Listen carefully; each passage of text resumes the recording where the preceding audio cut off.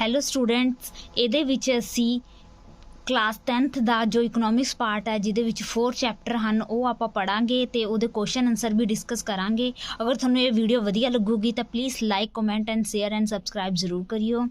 ਤਾਂ ਚਲੋ ਸਟਾਰਟ ਕਰਦੇ ਹਾਂ। ਇਹਦੇ ਵਿੱਚ ਜੋ ਇਕਨੋਮਿਕਸ ਦੇ ਫਸਟ ਜੋ ਚੈਪਟਰ ਹੈ ਜੋ ਆਪਾਂ ਡਿਸਕਸ ਕਰਾਂਗੇ ਉਹ ਹੈ ਬੇਸਿਕ ਕਨਸੈਪਟ। ਠੀਕ ਹੈ, ਮੁੱਢਲੀਆਂ ਧਾਰਨਾਵਾਂ। ਹੁਣ ਅਰਥ ਸ਼ਾਸਤਰ ਦੇ ਵਿੱਚ ਬਹੁਤ ਐਸੇ ਵਰਡ ਹੁੰਦੇ ਨੇ ਜਿਨ੍ਹਾਂ ਦਾ ਪ੍ਰਯੋਗ ਬਹੁਤ ਹੀ ਖਾਸ ਅਰਥ ਦੇ ਵਿੱਚ ਲਿਆ ਜਾਂਦਾ ਹੈ। ਠੀਕ ਹੈ, ਉਹਨਾਂ ਨੂੰ ਹੀ ਆਪਾਂ ਕੀ ਕਹਿੰਦੇ ਹੁੰਦੇ ਹਾਂ, ਬੇਸਿਕ ਕਨਸੈਪਟ ਕਹਿੰਦੇ ਯਾਨੀ ਮੁੱਢਲੀਆਂ ਧਾਰਨਾਵਾਂ ਕਹਿੰਦੇ ਹੁੰਦੇ ਹਾਂ। ਤਾਂ ਫਸਟ ਹੈ ਰਾਸ਼ਟਰੀ ਇਨਕਮ, ਨੈਸ਼ਨਲ ਇਨਕਮ। ਰਾਸ਼ਟਰੀ ਆਮਦਨ ਹੁੰਦੀ ਕੀ ਆ? What is national income? ਕੋਈ ਵੀ ਪੁੱਛ ਸਕਦਾ। ਤਾਂ ਨੈਸ਼ਨਲ ਇਨਕਮ ਹੁੰਦੀ ਹੈ ਕਿਸੇ ਦੇਸ਼ ਦੇ ਨਿਵਾਸੀਆਂ ਨੂੰ ਕਿਸੇ ਖਾਸ ਅਵਧੀ ਦੌਰਾਨ, ਖਾਸ ਅਵਧੀ ਕਿੰਨਾ ਹੁੰਦਾ? ਖਾਸ ਅਵਧੀ ਦਾ ਮਤਲਬ ਹੁੰਦਾ ਗਾ 1 ਵਰ੍ਹਾ ਦਾ ਸਮਾਂ, 1 ਸਾਲ ਦਾ ਸਮਾਂ। ਠੀਕ ਹੈ, ਇਕਨੋਮਿਕਸ ਦੇ ਵਿੱਚ ਜਿੰਨੇ ਵੀ ਪ੍ਰੋਬਲਮਸ ਹੁੰਦੀਆਂ ਨੇ ਉਹ 1 ਸਾਲ ਦੇ ਅਵਧੀ ਦੌਰਾਨ ਹੀ ਡਿਸਕਸ ਕੀਤੇ ਜਾਂਦੇ ਹੁੰਦੇ ਨੇ। ਮਤਲਬ ਉਹਨਾਂ ਦੀਆਂ ਉਤਪਾਦਿਤ ਸੇਵਾਵਾਂ ਦੇ ਬਦਲੇ ਪ੍ਰਾਪਤ ਹੋਣ ਵਾਲੀ ਕੁੱਲ ਆਮਦਨ ਭਾਵ ਮਜ਼ਦੂਰੀ, ਲਗਾਨ, ਵਿਆਜ ਅਤੇ ਲਾਭ ਦੇ ਕੁੱਲ ਜੋੜ ਤੋਂ ਹੈ। ਇੱਥੇ ਸਮਝੋ ਕੀ ਹੈ ਕਿ ਦੇਸ਼ ਦੇ ਕੀ ਹੋਣਗੇ? ਸਧਾਰਨ ਨਿਵਾਸੀ। ਉਹਨਾਂ ਕਿੰਨੇ ਸਮੇਂ ਦੇ ਵਿੱਚ ਆਪਾਂ ਉਹਨਾਂ ਦੀ ਇਨਕਮ ਨੂੰ ਮੇਜ਼ਰਮੈਂਟ ਕਰਾਂਗੇ? 1 ਸਾਲ ਦੇ ਦੌਰਾਨ। ਉਤਪਾਦਿਤ ਸੇਵਾਵਾਂ ਤਾਂ ਪਤਾ ਹੀ ਹੋਣਗੀਆਂ, ਜੋ ਵਸਤੂਆਂ ਨੂੰ ਪੈਦਾ ਕਰਦੇ ਹਨ। ਠੀਕ ਹੈ, ਦੇ ਬਦਲੇ ਪ੍ਰਾਪਤ ਹੋਣ, ਜਦੋਂ ਉਹ ਵਸਤੂਆਂ ਦਾ ਕਰਨਗੇ, ਪ੍ਰੋਡਕਸ਼ਨ ਕਰਨਗੇ ਤਾਂ ਉਹਨਾਂ ਨੂੰ ਕੁਛ ਨਾ ਕੁਛ ਤਾਂ ਪ੍ਰੋਫਿਟ ਹੋਊਗਾ, ਉਹਨਾਂ ਨੂੰ ਕੁਛ ਨਾ ਕੁਛ ਤਾਂ ਮਿਲੇਗਾ। ਤਾਂ ਉਹਨਾਂ ਨੂੰ ਕੀ ਮਿਲੇਗੀ? ਆਮਦਨ ਮਿਲੇਗੀ। ਠੀਕ ਹੈ, ਉਹ ਆਮਦਨ ਦਾ ਜਦੋਂ ਕੁੱਲ ਜੋੜ ਕਰ ਲਾਂਗੇ, ਕੁੱਲ ਆਮਦਨ ਦਾ ਮਤਲਬ ਹੈ ਵੇਜਿਸ, ਇੰਟਰਸਟ, ਲਗਾਨ ਅਤੇ ਲਾਭ ਦਾ ਕੁੱਲ ਜੋੜ ਕਰ ਲਵਾਂਗੇ ਤਾਂ ਉਹ ਕੀ ਹੋ ਜੂ? ਨੈਸ਼ਨਲ ਇਨਕਮ ਹੋ ਜੂਗੀ। ਹੁਣ ਇੱਥੇ ਡਿਸਕਸ ਇੱਕ ਗੱਲ ਹੋਰ ਕਰ ਲੈਂਦੇ ਹਾਂ ਕਿ ਇਹ ਆਪਾਂ ਕਹਿੰਦੇ ਹਾਂ ਕਿ ਵੇਜਿਸ, ਇੰਟਰਸਟ, ਪ੍ਰੋਫਿਟ, ਲਗਾਨ ਕਿਵੇਂ ਮਿਲਦਾ? ਦੇਖੋ, ਪ੍ਰੋਡਕਸ਼ਨ ਦੇ ਜੋ ਹੈ ਆਪਣੇ ਕੋਲ 4 ਫੈਕਟਰ ਨੇ। ਠੀਕ ਹੈ, ਪ੍ਰੋਡਕਸ਼ਨ ਦੇ ਆਪਾਂ ਕੋਲ ਜੋ ਫੈਕਟਰ ਹਨ ਉਹ ਕਿੰਨੇ ਨੇ? 4 ਹਨ। Land, labour, capital, entrepreneur. ਠੀਕ ਹੈ, ਇਹਨੂੰ ਪੰਜਾਬੀ ਦੇ ਵਿੱਚ ਕਹਿੰਦੇ ਆ ਭੂਮੀ।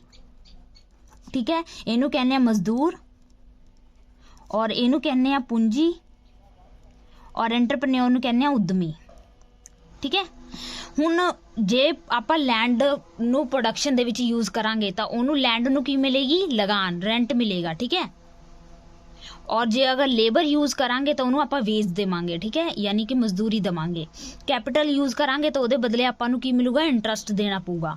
ਐਂਟਰਪ੍ਰੇਨਿਓਰ ਨੂੰ ਤਾਂ ਪ੍ਰੋਫਿਟ ਹੋਊਗੀ। ਐਂਟਰਪ੍ਰੇਨਿਓਰ ਹੁੰਦਾ ਕੌਣ ਆ? ਐਂਟਰਪ੍ਰੇਨਿਓਰ ਜੋ ਫੈਕਟਰੀ ਯਾਨੀ ਕਿ ਕੋਈ ਕਿਸੇ ਚੀਜ਼ ਦਾ ਇਨਵੈਸਟਮੈਂਟ ਕਰਦਾ ਗਾ, ਜੋ ਉਤਪਾਦਨ ਕਰਦਾ ਗਾ, ਤਾਂ ਉਹਨੂੰ ਪ੍ਰੋਫਿਟ ਮਿਲੇਗੀ। ਠੀਕ ਹੈ, ਇਹ 4 ਫੈਕਟਰ ਨੇ, ਯਾਦ ਰੱਖਿਓ। ਔਰ ਇਹਨਾਂ 4 ਫੈਕਟਰ ਨੂੰ ਜੋ ਆਮਦਨ ਪ੍ਰਾਪਤ ਹੁੰਦੀ ਹੈ ਉਹ ਇਸ ਰੂਪ ਦੇ ਵਿੱਚ ਪ੍ਰਾਪਤ ਹੁੰਦੀ ਹੈ। ਜਦੋਂ ਇਹ ਸਾਰਿਆਂ ਦਾ ਜੋੜ ਕਰ ਲਾਂਗੇ ਨਾ ਤੇ ਆਪਣੀ ਕੀ ਆ ਜੂਗੀ? ਨੈਸ਼ਨਲ ਇਨਕਮ ਆ ਜਾਏਗੀ। ਠੀਕ ਹੈ ਸਟੂਡੈਂਟ। ਚਲੋ, ਹੁਣ ਇਸ ਦਾ ਸੰਬੰਧ ਸਮੇਂ ਦੀ ਇੱਕ ਵਿਸ਼ੇਸ਼ ਅਵਧੀ ਨਾਲ ਹੁੰਦਾ ਗਾ। ਆਪਾਂ ਨੇ ਪਹਿਲੇ ਪੜ੍ਹ ਲਿਆ ਵਿਸ਼ੇਸ਼ ਅਵਧੀ ਯਾਨੀ 1 ਸਾਲ ਦਾ ਸਮਾਂ। ਠੀਕ ਹੈ, ਹੁਣ ਇਨਕਮ ਕੀ ਹੁੰਦੀ ਹੈ? ਇਨਕਮ ਇੱਕ ਪ੍ਰਵਾਹ ਹੁੰਦੀ ਹੈ। ਪ੍ਰਵਾਹ ਮਤਲਬ ਸਰਕਲ, ਯਾਨੀ ਕਿ ਇੱਕ ਵਿਅਕਤੀ ਦੁਆਰਾ ਕੀਤਾ ਗਿਆ ਖਰਚ ਦੂਸਰੇ ਵਿਅਕਤੀ ਦੀ ਕੀ ਹੋਗੀ? ਆਮਦਨ। ਕਿਵੇਂ? ਹੁਣ ਛੋਟਾ ਜਿਹਾ ਐਗਜ਼ਾਮਪਲ ਲੈ ਲਿਆ, ਜਿਵੇਂ ਮੰਨ ਲਓ ਤੁਸੀਂ ਇੱਕ ਪੈਨ ਖਰੀਦਦੇ ਹੋ 5 ਰੁਪਏ ਦਾ। ਠੀਕ ਹੈ, ਤੁਸੀਂ ਤਾਂ ਖਰਚ ਕੀਤਾ, ਜਿਸ ਤੋਂ ਪੈਨ ਖਰੀਦਿਆ ਆ ਤੁਸੀਂ, ਉਹਦੀ ਕੀ ਹੋਊਗੀ? ਆਮਦਨ ਹੋਗੀ। ਠੀਕ ਹੈ, ਇਸ ਲਈ ਇਸ ਦਾ ਸੰਬੰਧ ਰਾਸ਼ਟਰੀ ਆਮਦਨ ਕਿਸੇ ਦੇਸ਼, ਉਹੀ ਦੱਸਿਆ ਗਿਆ ਕਿ ਰਾਸ਼ਟਰੀ ਆਮਦਨ ਕੀ ਹੁੰਦੀ ਹੈ? ਦੇਸ਼ ਦੇ ਸਧਾਰਨ ਨਿਵਾਸੀਆਂ ਦੁਆਰਾ 1 ਵਰ੍ਹੇ ਦੌਰਾਨ ਕਮਾਈ ਗਈ ਆਮਦਨ ਹੁੰਦੀ ਹੈ। ਅਰਜਿਤ ਮਤਲਬ ਕਮਾਈ ਹੋਈ ਆਮਦਨ। ਰਾਸ਼ਟਰੀ ਉਤਪਾਦ, ਹੁਣ ਇੱਥੇ ਇੱਕ ਗੱਲ ਹੋਰ ਕਲੀਅਰ ਕਰ ਦਿੰਦੇ ਹਾਂ। ਰਾਸ਼ਟਰੀ ਉਤਪਾਦ ਨੂੰ ਆਪਾਂ ਰਾਸ਼ਟਰੀ ਆਮਦਨ ਵੀ ਕਹਿੰਦੇ ਹਾਂ। ਰਾਸ਼ਟਰੀ ਉਤਪਾਦ ਕਿਵੇਂ ਕਮਾਂਗੇ ਅਤੇ ਰਾਸ਼ਟਰੀ ਇਨਕਮ ਕਿਵੇਂ ਕਮਾਂਗੇ ਉਹ ਅੱਗੇ ਡਿਸਕਸ ਕਰਦੇ ਹਾਂ। ਜੇ ਆਪਾਂ ਕਹਿੰਦੇ ਹਾਂ ਕਿ ਰਾਸ਼ਟਰੀ ਇਨਕਮ ਰਾਸ਼ਟਰੀ ਪ੍ਰੋਡਕਸ਼ਨ ਹੈ, ਨੈਸ਼ਨਲ ਪ੍ਰੋਡਕਸ਼ਨ ਹੈ, ਤਾਂ ਕਿਵੇਂ?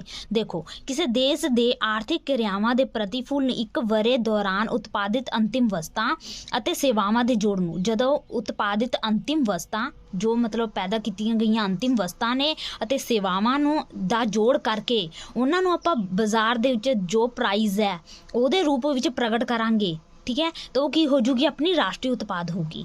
ਅਗਰ ਹੁਣ ਇੱਥੇ ਆਪਾਂ ਸਮਝ ਲੈਂਦੇ ਅੰਤਿਮ ਵਸਤਾਂ ਕਿਹੜੀਆਂ ਹੁੰਦੀਆਂ ਨੇ? ਅੰਤਿਮ ਵਸਤਾਂ ਜਿਨ੍ਹਾਂ ਦਾ ਉਤਪਾਦਨ ਦੀ ਪ੍ਰਕਿਰਿਆ ਵਿੱਚ ਦੁਬਾਰਾ ਪ੍ਰਯੋਗ ਨਹੀਂ ਕੀਤਾ ਜਾ ਸਕਦਾ। ਜਿਵੇਂ ਹੁਣ ਗੰਨਾ ਆ, ਗੰਨਾ ਕੀ ਆ? ਅੰਤਿਮ ਵਸਤੂ ਨਹੀਂ ਹੈ, ਉਹ ਉਸ ਤੋਂ ਅੱਗੇ ਆਪਾਂ ਕੀ ਬਣਾ ਸਕਦੇ ਹਾਂ, ਚੀਨੀ ਬਣਾ ਸਕਦੇ ਹਾਂ, ਗੁੜ ਬਣਾ ਸਕਦੇ ਹਾਂ। ਚੀਨੀ ਤੋਂ ਅੱਗੇ ਆਪਾਂ ਮਠਿਆਈਆਂ ਬਣਾ ਸਕਦੇ ਹਾਂ, ਠੀਕ ਹੈ। ਹੁਣ ਮਿਠਾਈਆਂ ਤੋਂ ਅੱਗੇ ਆਪਾਂ ਕੁਛ ਤਾਂ ਨਹੀਂ ਬਣਾ ਸਕਦੇ, ਇਸ ਕਰਕੇ ਮਠਿਆਈ ਕੀ ਹੋਗੀ, ਅੰਤਿਮ ਵਸਤੂ ਹੋਗੀ। ਇਸ ਲਈ ਜਦੋਂ ਉਸ ਦਾ ਮਾਰਕੀਟ ਦੇ ਉੱਤੇ ਜੋ ਪ੍ਰਾਈਸ ਹੈ ਉਹਦੇ ਰੂਪ ਵਿੱਚ ਆਪਾਂ ਪ੍ਰਗਟ ਕਰਾਂਗੇ ਮਠਿਆਈ ਨੂੰ, ਤਾਂ ਉਹ ਕੀ ਹੋ ਜੂਗੀ, ਆਪਣਾ ਨੈਸ਼ਨਲ ਪ੍ਰੋਡਕਸ਼ਨ ਹੋ ਜੂਗੀ। ਦੂਸਰੇ ਰੂਪ ਦੇ ਵਿੱਚ ਜਦੋਂ ਆਪਾਂ ਐਂ ਕਹਿੰਦੇ ਹਾਂ ਕਿ ਸਾਧਨਾਂ ਨੂੰ ਜਦੋਂ ਉਹਨਾਂ ਦੀ ਆਮਦਨ ਮਿਲ ਜਾਂਦੀ ਹੈ ਲਗਾਨ, ਮਜ਼ਦੂਰੀ, ਵਿਆਜ ਅਤੇ ਲਾਭ ਦੇ ਰੂਪ ਵਿੱਚ, ਤਾਂ ਉਹ ਉਹਨਾਂ ਦਾ ਜੋੜ ਕਰਕੇ, ਉਹਨਾਂ ਦੀ ਆਮਦਨ ਨੂੰ ਜੋੜ ਕਰਕੇ ਉਹ ਰਾਸ਼ਟਰੀ ਆਮਦਨ ਬਣ ਜਾਂਦੀ ਹੈ, ਠੀਕ ਹੈ।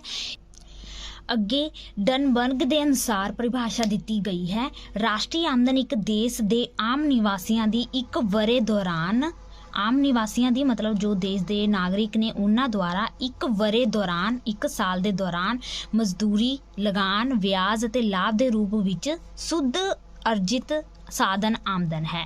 ਸੁੱਧ ਅਰਜਿਤ ਸਾਧਨ ਆਮਦਨ ਕਿਹੜੀ ਹੁੰਦੀ ਹੈ? ਸੁੱਧ ਅਰਜਿਤ ਸਾਧਨ ਆਮਦਨ ਹੁੰਦੀ ਹੈ ਕਿ ਜਿਵੇਂ ਕਿ ਮੰਨ ਲਓ ਤੁਸੀਂ 100 ਕਰੋੜ ਦਾ ਐਕਸਪੋਰਟ ਕੀਤਾ, ਯਾਨੀ 100 ਕਰੋੜ ਦਾ ਜੋ ਫੈਕਟਰ ਨੂੰ ਯੂਜ਼ ਕਰਕੇ ਇੰਨਾ ਮਾਲ ਬਣਾ ਕੇ ਤੁਸੀਂ ਬਾਹਰ ਭੇਜਿਆ, ਠੀਕ ਹੈ। 80 ਕਰੋੜ ਦਾ ਤੁਸੀਂ ਉੱਧਰੋਂ ਵਿਦੇਸ਼ਾਂ ਤੋਂ ਮੰਗਵਾਇਆ, ਠੀਕ ਹੈ। ਤਾਂ ਹੁਣ ਜਦੋਂ ਇਹਨਾਂ ਦਾ ਮਾਈਨਸ ਕਰ ਦਾਂਗੇ 180 ਤਾਂ ਆਪਾਂ ਕੋਲ ਕਿੰਨਾ ਆ ਗਿਆ, 20 ਕਰੋੜ ਆ ਗਿਆ। ਤੇ 20 ਕਰੋੜ ਆਪਾਂ ਨੂੰ ਕੀ ਹੋਊਗਾ, ਆਪਣੇ ਦੇਸ਼ ਨੂੰ ਲਾਭ ਹੋਊਗਾ ਕਿ ਨੁਕਸਾਨ ਹੋਊਗਾ, ਯਾਨੀ ਇੰਪੋਰਟ ਜ਼ਿਆਦਾ ਹੋਇਆ ਕਿ ਐਕਸਪੋਰਟ ਜ਼ਿਆਦਾ ਹੋਇਆ, ਇਹ ਆਪਾਂ ਇੱਥੋਂ ਪਤਾ ਕਰ ਸਕਦੇ ਹਾਂ। ਤਾਂ ਆਪਾਂ ਨੇ ਨਿਰਯਾਤ ਕੀਤਾ 100 ਦਾ, ਮਤਲਬ ਆਯਾਤ ਮਤਲਬ ਆਪਾਂ ਨੇ ਬਾਹਰ ਭੇਜਿਆ ਕਿੰਨਾ। ਅੱਗੇ ਪ੍ਰੋਫੈਸਰ ਡਨਬਰਗ ਦੇ ਅਨੁਸਾਰ ਪਰਿਭਾਸ਼ਾ ਦਿੱਤੀ ਗਈ ਹੈ, ਉਹਨਾਂ ਨੇ ਵੀ ਇਹੀ ਕਿਹਾ ਕਿ ਰਾਸ਼ਟਰੀ ਆਮਦਨ ਇੱਕ ਦੇਸ਼ ਦੇ ਸਧਾਰਨ ਨਿਵਾਸੀਆਂ ਦੀ ਇੱਕ ਵਰ੍ਹੇ ਦੌਰਾਨ ਮਜ਼ਦੂਰੀ, ਵਿਆਜ, ਲਗਾਨ ਅਤੇ ਲਾਭ ਦੇ ਰੂਪ ਵਿੱਚ ਸੁੱਧ ਅਰਜਿਤ ਸਾਧਨ ਆਮਦਨ ਹੈ, ਠੀਕ ਹੈ ਜੀ। ਹੁਣ ਅਤੇ ਸੁੱਧ ਅਰਜਿਤ ਸਾਧਨ ਆਮਦਨ ਯਾਨੀ ਕਿ ਜਿੰਨਾ ਆਪਾਂ ਨੇ ਐਕਸਪੋਰਟ ਕੀਤਾ ਔਰ ਜਿੰਨਾ ਇੰਪੋਰਟ ਕੀਤਾ ਉਹਨਾਂ ਦਾ ਜਦੋਂ ਆਪਾਂ ਮਾਈਨਸ ਕਰ ਦਾਂਗੇ ਤਾਂ ਜੋ ਬਚ ਜਾਏਗਾ ਉਹ ਆਪਣੀ ਕੀ ਹੋਊਗੀ, ਸੁੱਧ ਅਰਜਿਤ ਸਾਧਨ ਆਮਦਨ ਹੋਵੇਗੀ, ਠੀਕ ਹੈ। ਹੁਣ ਘਰੇਲੂ ਨੈਸ਼ਨਲ ਇਨਕਮ ਨੂੰ ਆਪਾਂ ਕੀ ਕਹਿ ਸਕਦੇ ਹਾਂ ਕਿ ਨੈਸ਼ਨਲ ਇਨਕਮ ਕੀ ਹੁੰਦੀ ਹੈ, ਨੈਸ਼ਨਲ ਇਨਕਮ, ਠੀਕ ਹੈ, ਉਹ ਕਿਹਦੇ ਬਰਾਬਰ ਹੋਊਗੀ, ਘਰੇਲੂ ਸਾਧਨਾਂ ਤੋਂ ਪ੍ਰਾਪਤ ਆਮਦਨ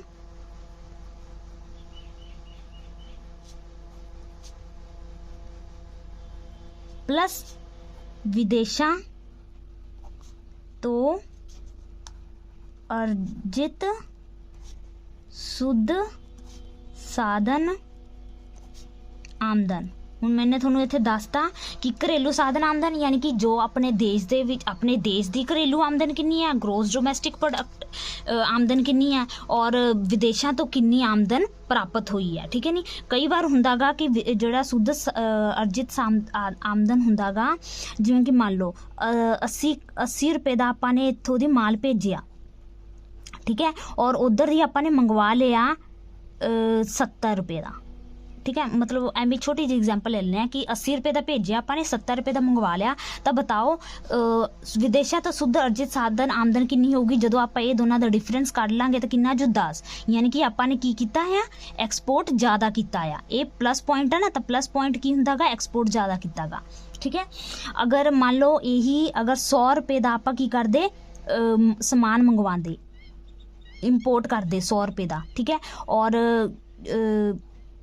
जो भेजते आप 60 करोड़ 60 रुपये 100 करोड़ का मंगवाया, 60 करोड़ का आपने की करता भेजता, तो हुण आपां नूं इत्थे की आपने ज़्यादा समान मंगवाया ना ज़्यादा, ठीक है। तो इत्थे की आजूगा, तो इत्थे आजूगा इंपोर्ट सॉरी हाँ इंपोर्ट माइनस एक्सपोर्ट, एक्सपोर्ट कितना किता 100, तो इत्थे की आजूगा माइनस 40, यानी इत्थे की किया आपने समान ज़्यादा मंगवाया, विदेशों नूं ज़्यादा प्रॉफिट होया, आपां नूं घट, क्योंकि आपने घट प्रोडक्शन की अपनी नैशनल इनकम दे विच माइनस हो जूगी है, ठीक है, घरेलू आमदन दे विच सॉरी, ठीक है जी। हुण इहनूं एक उदाहरण द्वारा समझ लैंदे किवें राष्ट्रीय आमदन दा अनुमान लगांदे समय वस्तां ते सेवावां नूं उन्हां दीयां कीमतां नाल गुणा कीता जाए। जदों भी आपां राष्ट्रीय आमदन दा अनुमान लगावांगे ना, तां आपां की करांगे, जिन्नियां भी वस्तुआं होणगीਆਂ ते सेवावां होणगीਆਂ उन्हां दी कीमतां नाल जदों गुणा कर लांगे तां ओह अपनी की हो जूगी, नैशनल इनकम हो जूगी। जेकर राष्ट्रीय आमदन दी मात्रा नूं चालू कीमतां नाल गुणा कीता जांदा है तां उस नूं चालू कीमतां ते राष्ट्रीय आमदन जां मौद्रिक आमदन कहा जाता है। चालू कीमत मतलब कि जो जिस टाइम के उत्ते आपां नैशनल इनकम पता करना चाहुंदे हैं जां नैशनल प्रोडक्शन पता करना चाहुंदे हैं, उस समय जो प्राइज़ हुंदागा उसी प्राइज़ के उत्ते जदों आपां उहनूं मल्टीप्लाई कर लांगे तो की हो जूगी, राष्ट्रीय आमदन जां मौद्रिक आमदन हो जूगी। मौद्रिक आमदन ਉਹੀ ਜੋ ਮੁਦਰਾ ਦੇ ਰੂਪ ਵਿੱਚ ਆਪਾਂ ਕੈਲਕੂਲੇਟ ਕਰਦੇ ਹਾਂ। ਇਸ ਦੇ ਉਲਟ ਜੇਕਰ ਰਾਸ਼ਟਰੀ ਉਤਪਾਦ ਦੀ ਮਾਤਰਾ ਨੂੰ ਕਿਸੇ ਹੋਰ ਵਰੇ ਲਾਈਕ ਦੈਟ, ਜਿਵੇਂ ਮੰਨ ਲਓ ਹੁਣ 2021 ਦਾ ਆਪਾਂ ਨੈਸ਼ਨਲ ਇਨਕਮ ਪਤਾ ਕਰਨਾ ਚਾਹੁੰਦੇ ਹਾਂ, ਪਰ 2000 ਆਪਾਂ ਨੇ 18 ਦੇ ਸਮੇਂ ਵਿੱਚ ਜੋ ਪ੍ਰਾਈਸ ਸੀਗਾ ਉਹਦੇ ਨਾਲ ਮਲਟੀਪਲਾਈ ਕਰ ਲਿਆ, ਤਾਂ ਉਹ ਕੀ ਹੋਊਗੀ, ਉਹ ਨਹੀਂ ਮੰਨੀ ਜਾਊਗੀ, ਕਿਉਂਕਿ ਉਹਦੇ ਵਿੱਚ ਆਪਾਂ ਤਾਂ ਕੀਮਤਾਂ ਨੂੰ ਸਥਿਰ ਮੰਨ ਲੈਣੇ ਕਿ ਕੀਮਤਾਂ ਉਹੀ ਨੇ 2018 ਵਿੱਚ ਜੋ ਸੀਗੀ ਉਹੀ 2020 'ਚ ਵੀ ਹੋਊਗੀ, 2021 ਦੇ ਵਿੱਚ ਵੀ ਹੋਊਗੀ, ਠੀਕ ਹੈ ਨਾ, ਤਾਂ ਉਹ ਨਹੀਂ ਮੰਨਾਂਗੇ। ਇਸ ਦੇ ਉਲਟ ਜੇਕਰ ਰਾਸ਼ਟਰੀ ਉਤਪਾਦ ਦੀ ਮਾਤਰਾ ਨੂੰ ਕਿਸੇ ਹੋਰ ਵਰੇ ਦੀਆਂ ਕੀਮਤਾਂ ਨਾਲ ਗੁਣਾ ਕੀਤਾ ਜਾਂਦਾ ਹੈ ਤਾਂ ਜੋ ਫਲ ਪ੍ਰਾਪਤ ਹੋਵੇਗਾ ਸਥਿਰ ਕੀਮਤਾਂ ਤੇ ਰਾਸ਼ਟਰੀ ਆਮਦਨ ਜਾਂ ਅਸਲ ਰਾਸ਼ਟਰੀ ਆਮਦਨ ਕਿਹਾ ਜਾਂਦਾ ਹੈ, ਠੀਕ ਹੈ ਜੀ। ਜਦੋਂ ਚਾਲੂ ਕੀਮਤਾਂ ਦੇ ਨਾਲ ਕਰਾਂਗੇ ਤਦ ਕਵਾਂਗੇ ਕਿ ਉਹ ਰਾਸ਼ਟਰੀ ਇਨਕਮ ਹੈ। ਜਦੋਂ ਪਿਛਲੇ ਸਾਲ ਦੇ ਵਰੇ ਯਾਨੀ ਕਿ ਪਹਿਲਾਂ ਦੇ ਕੋਈ ਹੋਰ ਵਰੇ ਦੇ ਨਾਲ ਮਲਟੀਪਲਾਈ ਕਰ ਲਾਂਗੇ, ਪਹਿਲਾਂ ਦੇ ਹੋਰ ਵਰੇ ਦੀਆਂ ਕੀਮਤਾਂ ਦੇ ਨਾਲ ਮਲਟੀਪਲਾਈ ਕਰ ਲਾਂਗੇ ਤਾਂ ਉਹ ਕੀ ਮੰਨੀ ਜਾਊਗੀ, ਉਹ ਮੰਨੀ ਜਾਊਗੀ ਕੀਮਤਾਂ ਸਥਿਰ ਨੇ। ਹੁਣ ਤੁਸੀਂ ਖੁਦ ਸੋਚੋ ਕਿ ਜੇ ਮੰਨ ਲਓ ਹੁਣ ਦਾ ਆਪਾਂ ਨੈਸ਼ਨਲ ਇਨਕਮ ਪਤਾ ਕਰਨਾ ਚਾਹੁੰਦੇ ਹਾਂ, ਠੀਕ ਹੈ ਜੀ, ਹੁਣ ਦਾ ਨੈਸ਼ਨਲ ਇਨਕਮ ਪਤਾ ਕਰਨਾ ਚਾਹੁੰਦੇ ਹਾਂ ਔਰ 2018 ਦੇ ਵਿੱਚ ਜੋ ਪ੍ਰਾਈਸ ਸੀਗਾ ਉਹਦੇ ਨਾਲ ਆਪਾਂ ਮਲਟੀਪਲਾਈ ਕਰ ਰਹੇ ਹਾਂ, ਠੀਕ ਹੈ। 2018 ਦੇ ਵਿੱਚ ਜੋ ਪ੍ਰਾਈਸ ਸੀਗਾ ਮਾਰਕੀਟ ਦੇ ਵਿੱਚ ਉਹ ਪ੍ਰਾਈਸ ਦੇ ਨਾਲ ਮਲਟੀਪਲਾਈ ਕਰ ਰਹੇ ਹਾਂ, ਤਾਂ ਉਹ ਤਾਂ ਨਹੀਂ ਮੰਨੀ ਜਾਊਗੀ। ਉਹਦੇ ਵਿੱਚ ਤਾਂ ਆਪਾਂ ਇਹ ਮੰਨ ਲੈਂਦੇ ਹਾਂ ਕਿ 2021 ਦੇ ਵਿੱਚ ਵੀ ਨਾ 2018 ਵਾਲਾ ਹੀ ਮਾਰਕੀਟ ਪ੍ਰਾਈਸ ਹੈਗਾ ਆ, ਠੀਕ ਹੈ ਜੀ। ਇਸ ਲਈ ਜੋ ਜਿਸ ਸਮੇਂ ਦਾ ਆਪਾਂ ਕੈਲਕੂਲੇਟ ਕਰ ਰਹੇ ਹਾਂ ਉਸੇ ਸਮੇਂ ਜੋ ਮਾਰਕੀਟ ਪ੍ਰਾਈਸ ਹੈ ਉਹਦੇ ਨਾਲ ਜਦੋਂ ਮਲਟੀਪਲਾਈ ਕਰ ਲੈਂਦੇ ਹਾਂ ਤਾਂ ਉਹ ਨੈਸ਼ਨਲ ਇਨਕਮ ਮੰਨੀ ਜਾਵੇਗੀ, ਠੀਕ ਹੈ ਜੀ। ਕੀਮਤਾਂ ਵਿੱਚ ਅਕਸਰ ਪਰਿਵਰਤਨ ਹੁੰਦਾ ਰਹਿੰਦਾ ਹੈ। ਇਸ ਦੇ ਹੁਣ ਪਤਾ ਪ੍ਰਾਈਸ ਕਦੇ ਵੀ ਦੇਖਿਆ ਹੋਊਗਾ, ਪ੍ਰਾਈਸ ਕਦੇ ਸਥਿਰ ਤਾਂ ਨਹੀਂ ਰਹਿੰਦਾ, ਵਾਧਾ ਘਟਦਾ ਰਹਿੰਦਾ ਗਾ। ਇਸ ਦੇ ਸਿੱਟੇ ਵਜੋਂ ਵਸਤੂਆਂ ਅਤੇ ਸੇਵਾਵਾਂ ਦੀ ਮਾਤਰਾ ਵਿੱਚ ਬਿਨਾਂ ਕੋਈ ਹੁਣ ਮੰਨ ਲਓ ਕਿ ਵਸਤੂਆਂ ਅਤੇ ਸੇਵਾਵਾਂ ਜਿੰਨਾ ਪ੍ਰੋਡਕਸ਼ਨ ਕੀਤਾ ਜਾਂਦਾ, ਮੰਨ ਲਓ ਕਿ ਪ੍ਰੋਡਕਸ਼ਨ ਕਿੰਨਾ ਕੀਤਾ ਜਾਂਦਾ ਗਾ, ਪ੍ਰੋਡਕਸ਼ਨ ਫਿਕਸ ਰਹਿੰਦੀ ਆ, ਉਹ ਬਦਲਦੀ ਨਹੀਂ ਹੈਗੀ, ਠੀਕ ਹੈ। ਅਗਰ ਆਪਾਂ ਇਹ ਮੰਨ ਲੈਂਦੇ ਹਾਂ ਕਿ ਪ੍ਰੋਡਕਸ਼ਨ ਜਿੰਨਾ ਪਹਿਲਾਂ ਕੀਤਾ ਸੀ ਉਹਨਾਂ ਹੁਣ ਵੀ ਕਰ ਰਹੇ ਹਾਂ, ਪਰ ਹੁਣ ਵੀ ਨੈਸ਼ਨਲ ਇਨਕਮ ਘੱਟ ਵੱਧ ਹੋ ਸਕਦੀ ਹੈ। ਕਿਵੇਂ ਘੱਟ ਵੱਧ ਹੋ ਸਕਦੀ ਹੈ, ਕਿਉਂਕਿ ਪ੍ਰਾਈਸ ਰੇਟ ਤਾਂ ਫਿਕਸ ਨਹੀਂ ਰਹਿੰਦਾ ਨਾ, ਪ੍ਰਾਈਸ ਰੇਟ ਬਦਲਦਾ ਰਹਿੰਦਾ ਗਾ, ਤਾਂ ਪ੍ਰਾਈਸ ਰੇਟ ਬਦਲਦਾ ਰਹਿੰਦਾ ਗਾ ਚਾਹੇ ਪ੍ਰੋਡਕਸ਼ਨ ਆਪਾਂ ਫਿਕਸ ਕਰੀਏ, ਠੀਕ ਹੈ, ਪ੍ਰਾਈਸ ਰੇਟ ਬਦਲਦਾ ਰਹਿੰਦਾ ਗਾ, ਤਾਂ ਹੀ ਨੈਸ਼ਨਲ ਇਨਕਮ ਵੀ ਬਦਲਦੀ ਰਹਿੰਦੀ ਹੈ। ਇਸ ਲਈ ਕਦੇ ਵੀ ਇਹ ਨਹੀਂ ਮੰਨਣਾ ਚਾਹੀਦਾ ਕਿ ਨੈਸ਼ਨਲ ਇਨਕਮ ਹਮੇਸ਼ਾ ਇੱਕੋ ਜਿਹੀ ਰਹੂਗੀ, ਹਰ ਸਮੇਂ ਇੱਕੋ ਜਿਹਾ ਨਹੀਂ। ਉਹ ਕਿਉਂ ਬਦਲਦੀ ਰਹਿੰਦੀ ਹੈ, ਕਿਉਂਕਿ ਕੀਮਤਾਂ ਬਦਲਦੀਆਂ ਰਹਿੰਦੀਆਂ ਹਨ, ਠੀਕ ਹੈ ਜੀ। ਇੱਕ ਦੇਸ਼ ਦੀ ਅਸਲ ਆਰਥਿਕ ਤਰੱਕੀ ਦਾ ਅਨੁਮਾਨ ਲਗਾਉਣ ਲਈ ਵੱਖ-ਵੱਖ ਵਰ੍ਹਿਆਂ ਦੀ ਰਾਸ਼ਟਰੀ ਆਮਦਨ ਇੱਕ ਖਾਸ ਸਾਲ ਦੀਆਂ ਕੀਮਤਾਂ 'ਤੇ ਮਾਪੀ ਜਾਣੀ ਚਾਹੀਦੀ ਹੈ। ਹੁਣ ਨੈਸ਼ਨਲ ਇਨਕਮ ਦੁਆਰਾ ਹੀ ਆਪਾਂ ਪਤਾ ਕਰ ਸਕਦੇ ਹਾਂ ਕਿ ਕਿਸੇ ਦੇਸ਼ ਦੀ ਅਰਥ ਵਿਵਸਥਾ ਕਿਹੋ ਜਿਹੀ ਆ, ਠੀਕ ਹੈ ਜੀ, ਉੱਥੋਂ ਦੀ ਮਤਲਬ ਕਿਹੋ ਜਿਹੇ ਹਾਲਾਤ, ਪ੍ਰਤੀ ਵਿਅਕਤੀ ਆਮਦਨ ਕਿਹੋ ਜਿਹੀ ਹੈ ਨੈਸ਼ਨਲ ਇਨਕਮ ਦੁਆਰਾ, ਠੀਕ ਹੈ ਜੀ, ਉੱਥੇ ਤਰੱਕੀ ਹੋਇਆ ਕਿ ਨਹੀਂ ਹੋਇਆ। ਅੱਗੇ ਹੈ ਕੀਮਤਾਂ ਸਥਿਰ ਰਹਿਣ ਕਰਕੇ ਅਸਲ ਆਮਦਨ ਵਿੱਚ ਹੋਣ ਵਾਲੇ ਪਰਿਵਰਤਨ ਸਿਰਫ ਵਸਤਾਂ ਅਤੇ ਸੇਵਾਵਾਂ ਵਿੱਚ ਹੋਣ ਵਾਲੇ ਪਰਿਵਰਤਨਾਂ ਕਾਰਨ ਹੀ ਹੋਣਗੇ, ਠੀਕ ਹੈ ਜੀ। ਇੱਥੇ ਦੇਖੋ ਮੰਨ ਲਓ ਪ੍ਰੋਡਕਸ਼ਨ ਫਿਕਸਡ ਰਹਿੰਦੀ ਆ, ਐਂ ਕਰਦੇ ਨੇ ਕਿ ਇਹ ਬਦਲਦੀ ਨਹੀਂ ਪ੍ਰੋਡਕਸ਼ਨ, ਠੀਕ ਹੈ, ਮਲਟੀਪਲਾਈ ਪ੍ਰੋਡਕਸ਼ਨ ਐਂ ਕਰਦੇ ਨੇ, ਠੀਕ ਹੈ। ਔਰ ਆ ਪ੍ਰਾਈਸ ਹੈ, ਠੀਕ ਹੈ ਜੀ, ਪ੍ਰਾਈਸ ਕੀ ਹੈ, ਵਧੂਗੀ ਅਗਰ ਪ੍ਰਾਈਸ ਘਟੂਗੀ ਜਾਂ ਵਧੂਗੀ ਤਾਂ ਕੀ ਹੋਊਗਾ, ਨੈਸ਼ਨਲ ਇਨਕਮ ਵੀ ਘਟੇਗੀ ਔਰ ਵਧੇਗੀ, ਠੀਕ ਹੈ ਜੀ। ਇਹ ਇੱਕ ਕੇਸ ਤਾਂ ਆ ਦੱਸਿਆ ਗਿਆ ਆ, ਤੁਸੀਂ ਧਿਆਨ ਨਾਲ ਪੜ੍ਹਿਓ ਦੁਬਾਰਾ ਪਿੱਛੇ ਵਾਲੀ ਵੀਡੀਓ ਕਰਕੇ, ਫਿਰ ਇਹ ਸਮਝਿਓ, ਫਿਰ ਤੁਹਾਨੂੰ ਇਹ ਸਮਝ ਆ ਜਾਊਗਾ। ਅਗਲੇ ਦੇ ਵਿੱਚ ਇਹ ਦੱਸਿਆ ਗਿਆ ਆ ਕਿ ਪ੍ਰੋਡਕਸ਼ਨ ਹੁਣ ਕੀ ਮੰਨ ਲਓ ਪ੍ਰੋਡਕਸ਼ਨ ਨੂੰ ਹੁਣ ਚੇਂਜ ਕਰ ਦਿਓ, ਪ੍ਰੋਡਕਸ਼ਨ ਘਟਾ ਦਿਓ ਚਾਹੇ ਵਧਾ ਦਿਓ, ਹੁਣ ਪ੍ਰਾਈਸ ਨੂੰ ਕੀ ਕਰ ਦਿਓ, ਫਿਕਸਡ ਕਰ ਦਿਓ। ਇਹ ਪ੍ਰਾਈਸ ਨਾ ਬਦਲਦੀ ਹੈ ਨਾ ਘਟਦੀ ਹੈ, ਬਦਲਦੀ ਹੈ ਨਾ ਕਦੇ ਬਦਲਦੀ ਨਹੀਂ, ਠੀਕ ਹੈ, ਔਰ ਪ੍ਰੋਡਕਸ਼ਨ ਬਦਲਦੀ ਹੈ, ਤਦ ਵੀ ਨੈਸ਼ਨਲ ਇਨਕਮ ਕੀ ਹੋਊਗੀ, ਚੇਂਜ ਹੋਊਗੀ। ਕਿਉਂ ਚੇਂਜ ਹੋਊਗੀ, ਕਿਉਂਕਿ ਆ ਚੇਂਜ ਹੋ ਰਹੀ ਆ, ਠੀਕ ਹੈ ਨਾ। ਆਪਾਂ ਨੇ ਕਿਹਾ ਨਾ ਕਿ ਨੈਸ਼ਨਲ ਇਨਕਮ ਬਦਲਦੀ ਰਹਿੰਦੀ ਆ, ਕਿਉਂ ਬਦਲਦੀ ਰਹਿੰਦੀ ਆ, ਜਾਂ ਤਾਂ ਕੀਮਤਾਂ ਬਦਲਦੀਆਂ ਰਹਿੰਦੀਆਂ ਨੇ ਜਾਂ ਪ੍ਰੋਡਕਸ਼ਨ ਬਦਲਦਾ ਰਹਿੰਦਾ, ਠੀਕ ਹੈ ਜੀ। ਚਲੋ ਹੁਣ ਅੱਗੇ ਕੀ ਆ, ਅੱਗੇ ਹੈ ਕਿ ਇੱਕ ਦੇਸ਼ ਦੀ ਰਾਸ਼ਟਰੀ ਆਮਦਨ ਵਿੱਚ ਜਦੋਂ ਕਿ ਸਾਵਟ ਖਰਚ ਸ਼ਾਮਿਲ ਰਹਿੰਦਾ ਹੈ ਤਾਂ ਉਸ ਨੂੰ ਕੁੱਲ ਰਾਸ਼ਟਰੀ ਆਮਦਨ ਕਿਹਾ ਜਾਂਦਾ ਹੈ। ਹੁਣ ਦੇਖੋ ਨੈਸ਼ਨਲ ਇਨਕਮ ਦੋ ਤਰ੍ਹਾਂ ਦੀ ਹੁੰਦੀ ਹੈ, ਜੋ ਨੈਸ਼ਨਲ ਇਨਕਮ ਹੈ ਉਹ ਦੋ ਪ੍ਰਕਾਰ ਦੀ ਹੁੰਦੀ ਹੈ। ਇੱਕ ਤਾਂ ਹੁੰਦੀ ਹੈ ਗ੍ਰੋਸ ਮਤਲਬ ਕੁੱਲ, ਗ੍ਰੋਸ ਨੈਸ਼ਨਲ ਇਨਕਮ, ਠੀਕ ਹੈ ਜੀ, ਔਰ ਦੂਸਰਾ ਹੁੰਦੀ ਹੈ ਨੈਟ ਨੈਸ਼ਨਲ ਇਨਕਮ। ਹੁਣ ਦੇਖੋ ਨੈਸ਼ਨਲ ਇਨਕਮ ਜੇ ਪੁੱਛ ਲੈਣ ਕਿੰਨੀਆਂ ਟਾਈਪਸ ਹੁੰਦੀਆਂ ਨੈਸ਼ਨਲ ਇਨਕਮ ਦੀਆਂ, ਤਾਂ ਦੋ ਟਾਈਪਸ ਹੁੰਦੀਆਂ ਨੇ, ਆਹ ਤੇ ਇੱਕ ਆਹ, ਠੀਕ ਹੈ ਜੀ। ਗ੍ਰੋਸ ਨੈਸ਼ਨਲ ਇਨਕਮ ਕਿਹੜੀ ਹੋਊਗੀ ਜਦੋਂ ਇਹਦੇ ਵਿੱਚ ਆਪਾਂ ਕੀ ਕਰਾਂਗੇ, ਇਹਦੇ ਵਿੱਚ ਜਦੋਂ ਆਪਾਂ ਘਿਸਾਵਟ ਨੂੰ ਜੋੜ ਲਾਂਗੇ, ਯਾਨੀ ਆਮਦਨ, ਘਰੇਲੂ ਆਮਦਨ,